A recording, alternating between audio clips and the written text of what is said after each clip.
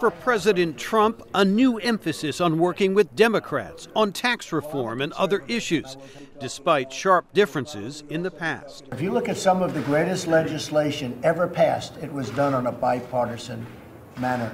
Immigration was the focus at a White House dinner the president hosted for Democratic leaders Nancy Pelosi and Chuck Schumer. I think we're fairly close, but we have to get massive border security.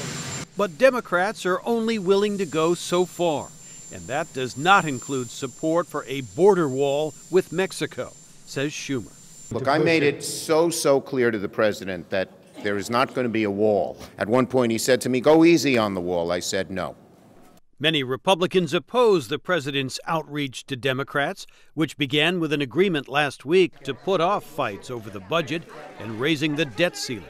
After the failure to repeal and replace Obamacare, the next goal is tax reform, says House Speaker Paul Ryan. Well, I would love to have the Democrats supporting and working with us in a constructive way on tax reform, but we're going to do it no matter what. Trump's pivot toward the Democrats could help him, says analyst John Hudak. This is something that is good for the president in broader terms, though working with Democrats is not something that his base will necessarily respond well to, but ultimately it is a victory that he can point to. Cooperating with Trump could spark a backlash among grassroots Democrats, says analyst Bill Galston. The Democrats are counting on a lot of energy in the base to produce a better outcome for them in the midterm elections than they've seen for quite some time. Trump's outreach to Democrats also carries risk, says Hudak.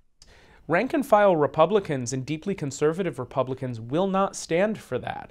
And those types of divisions are ones that can be devastating for a party, not just in terms of politics, but also in terms of future ability to make policy.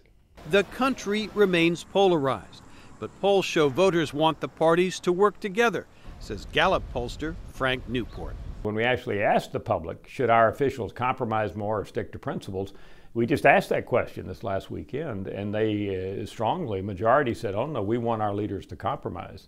We want them to give in and not stick to principles. Bipartisanship will be tested in the weeks ahead as Congress wrestles with tax reform, health care, immigration, and the budget. Jim Malone, VOA News, Washington.